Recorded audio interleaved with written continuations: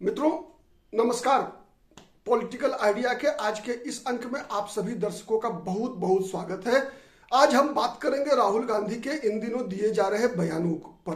ठीक है, राहुल गांधी का बयान क्या आ रहा है लगातार आप देखेंगे कि इधर कुछ दिनों से वो बिहार भी 2 बार आ चुके हैं और बिहार की राजनीति के संदर्भ में इस बयान का बहुत बड़ा महत्व है। महत्व इसलिए है कि लगातार राहुल गांधी बिहार में जो अब 2 वर्ष पहले जो जातिगत सर्वेक्षण हुआ है उस जातिगत सर्वेक्षण पर सवाल खड़ा कर रहे हैं। ठीक है, और वो कह रहे हैं कि बिहार में जो जातिगत सर्वेक्षण हुआ था वो जातिगत सर्वेक्षण फर्जी था, किसी काम का नहीं है। आपको याद होगा, केवल मैं ये याद दिलाना चाहूंगा कि यह जब जातिगत सर्वेक्षण बिहार में हुआ था तो उस समय नीतीश कुमार के साथ राष्ट्रीय जनता दल और कांग्रेस पार्टी भी नीतीश कुमार की सरकार में थी। और जब जातिगत सर्वेक्षण का रिपोर्ट प्रकाशित हुआ उसके बाद लगातार तेजस्वी यादव और कांग्रेस पार्टी भी यहां पर जो है राष्ट्रीय जनता दल और कांग्रेस पार्टी भी उस जातिगत सर्वेक्षण का जो है श्रेय लूटते हुए आपने देखा होगा। ठीक है, कि सभी लोगों का ये मानना था कि नहीं, ये जातिगत सर्वेक्षण जो है हमने करवाया है। तेजस्वी यादव का कहना था कि नीतीश कुमार के साथ चूंकि मैं सरकार में था, राष्ट्रीय जनता दल सरकार में थी, कांग्रेस पार्टी सरकार में थी, इसीलिए हमने नीतीश कुमार को मजबूर कर जातिगत सर्वेक्षण करवाया। बीजेपी का भी कहना था कि जातिगत सर्वेक्षण ये का जो फैसला लिया गया था वो तब लिया गया था जब नीतीश कुमार के साथ बीजेपी सरकार में थी, और साथ ही नीतीश कुमार जब मुख्यमंत्री है तो स्वाभाविक रूप से जनता दल यू तो उसका श्रेय लेगा ही कि भाई सहयोगी के रूप में चाहे राष्ट्रीय जनता दल हो चाहे भारतीय जनता पार्टी हो, लेकिन मुख्यमंत्री तो नीतीश कुमार है, तो इसीलिए उसका श्रेय नीतीश कुमार को मिलना चाहिए। मतलब हर party, Bharatiya Janata party, Janata Dal you, राष्ट्रीय जनता दल और कांग्रेस पार्टी, ये सभी के सभी जो है उस जातिगत सर्वेक्षण के रिपोर्ट को प्रकाशित होना, जातिगत सर्वेक्षण का श्रेय लूटते हुए देखे जा रहे थे।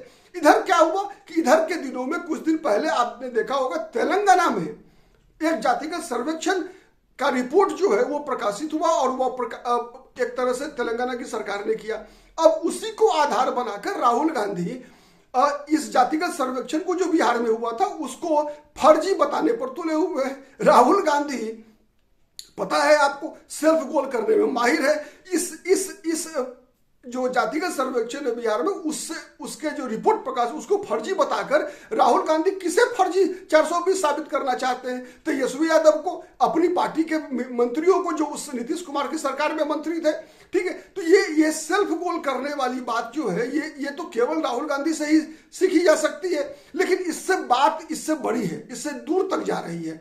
अगर ये तो सामान्य विश्लेषण हो गया इस राहुल गांधी के बयान का, लेकिन अगर हम असामान्य विश्लेषण, चूंकि अगर राजनीति में क्या होता है ना कि राजनीति में नेता कहते कुछ है और उसका मतलब कुछ और होता है। ठीक है, तो अगर उस परिप्रेक्ष्य से देखें तो राहुल गांधी का ये कहना कि बिहार में हुआ जातिगत सर्वेक्षण फर्जी है, वो कहीं ना कहीं आप देखेंगे तेजस्वी यादव पर हवी हमला है। आप अगर लगातार इधर 6 महीने के अंदर राहुल गांधी के बयानों को, राहुल गांधी की गतिविधियों का आकलन अगर करेंगे तो राहुल गांधी बेचैन है। बेचैन किस बात से है कि राहुल गांधी को यह एहसास हो रहा है कि उनकी पार्टी का जो आधार सिकुड़ता गया है, उस पार्टी के आधार को सिकुड़ने में जितना योगदान भारतीय जनता पार्टी का है उससे अधिक योगदान कांग्रेस पार्टी की इस नीति का है कि वो भारतीय जनता पार्टी को रोकने के लिए बार बार हर प्रदेश में आप देखेंगे कि क्षेत्रीय दलों के साथ जो समझौता करती है उसका है।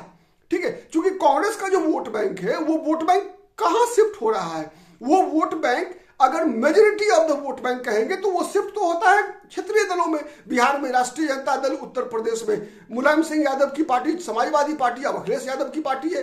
बंगाल में देखेंगे तो ममता बनर्जी के पास गया है वो वोट। तो जितने भी क्षेत्रीय दल है, दिल्ली में आपने देखा कांग्रेस का पूरा वोट बैंक ही जो है आम आदमी पार्टी ने एक तरह से कब्जा कर लिया, हड़प लिया।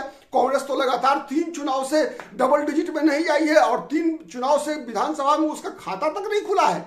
तो कांग्रेस को कहीं ना कहीं इस बात का एहसास है कि कांग्रेस का जो आधार है वो आधार बीजेपी ने नहीं छीना है। बीजेपी ने भी छीना लेकिन कुछ हद तक, लेकिन जो सबसे बड़ा आधार है कांग्रेस पार्टी का, वह तो क्षेत्रीय दलों ने छीना।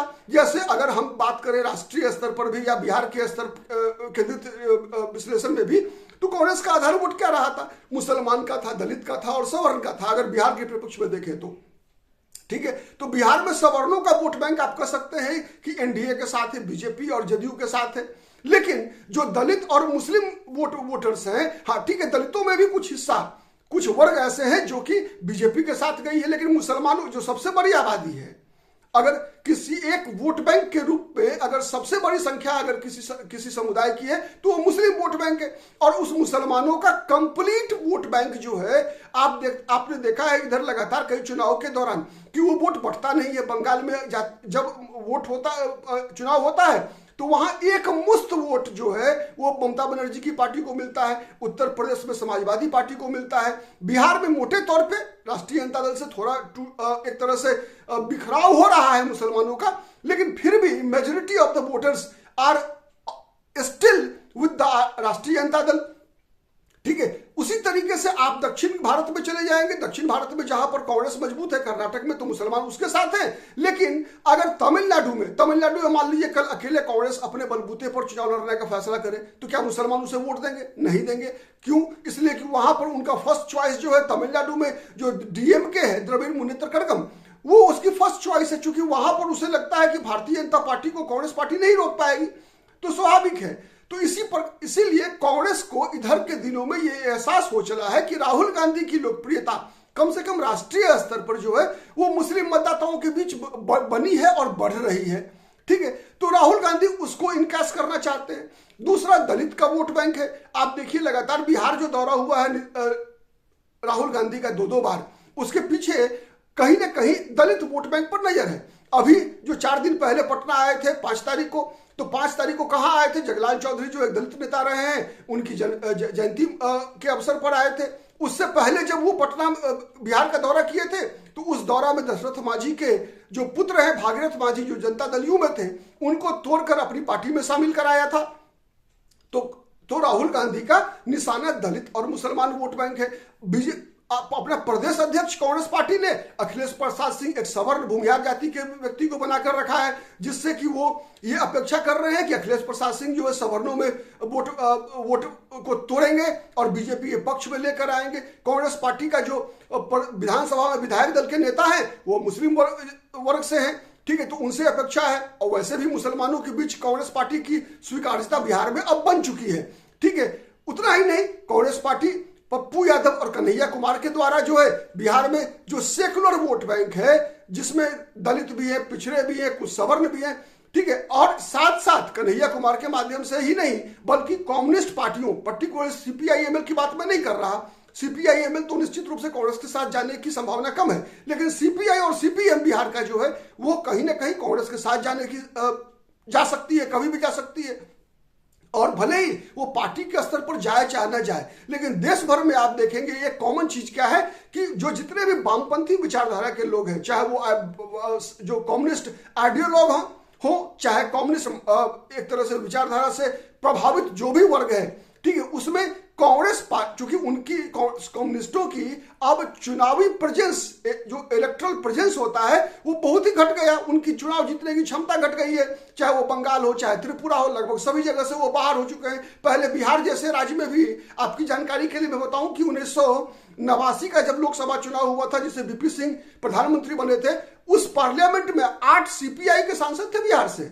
ठीक है, और आज एक भी सांसद जीतने की स्थिति में नहीं है, जिताने की स्थिति में नहीं है सीपीआई, लेकिन बिहार से 8 लोकसभा के सदस्य हुआ करते थे सीपीआई के। तो ये एक स्वर्ण युग था। तो ऐसी मानसिकता के जितने भी वामपंथी विचार के लोग हैं वो सभी आज कांग्रेस के विचारधारा के नजदीक अपने आप को पाते हैं। चूंकि आप देखेंगे जो माने राहुल और सोनिया गांधी के कांग्रेस में जो एक वैचारिक परिवर्तन आया कि राजीव गांधी के जमाने तक, इंदिरा नरसिम्हा राव के जमाने तक कांग्रेस एक मध्यमार्गी राजनीतिक दल हुआ करती थी, लेकिन अब वो एक तरह से मध्यमार्गी नहीं, सेंट्रिस्ट पॉलिटिकल पार्टी के रूप में नहीं, बल्कि कहीं ना कहीं लेफ्ट की तरफ झुकाव रखने वाली एक पॉलिटिकल पार्टी के रूप में विकसित हो चुकी है। तो ऐसे मानसिकता के जितने भी लोग हैं उनका समर्थन राहुल गांधी को लगातार मिल रहा है। राहुल गांधी की जो कैबिनेट है, जो पर्सनल एक तरह से कैबिनेट है उनकी सलाहकारों की, उन सलाहकारों की टीम में बहुत सारे कम्युनिस्ट विचारधारा के लोग हैं, उनके साथ है, प्रियंका गांधी के साथ है। तो कहीं ना कहीं उसका असर, वैचारिक असर जो है राहुल गांधी पर भी पड़ा है। तो इसीलिए कांग्रेस को अब लगता है क्या कि शायद समय आ गया है जब क्षेत्रीय दलों को से अपना एक तरह से वो माने संबंध जो है थोड़ा सा तोड़े और अपने बलबूते पर चुनाव लड़ने का प्रयास करें। और एक बात तो तय है कि कांग्रेस का रिवाइवल अगर संभव है अगर आने वाले दिनों में, तो तब तक नहीं होगा जब कांग्रेस अपने आप को 543 सीटों पर लड़ने के लायक नहीं समझेगी। ठीक है, आज क्या स्थिति है? आज कांग्रेस मुश्किल से 200 सीटों पर ही मुकाबले में है देश भर के अंदर। तो फिर जब 200 सीटों पर मुकाबले में ही है, तो फिर 200 सीट जीतने की कल्पना कैसे कर सकती है कांग्रेस? इसीलिए कांग्रेस तो अपने एक तरह से जितना उसकी क्षमता है, ठीक है, उसके अनुसार तो कांग्रेस अपने बेस्ट पोजीशन पे है। अभी 99 लोकसभा सीट है उसके पास, संसद है लोकसभा में, तो उसका तो कह सकते हैं कि बेस्ट एवर परफॉर्मेंस है उसकी, जो इलेक्ट्रल प्रेजेंस है उसके आधार पर।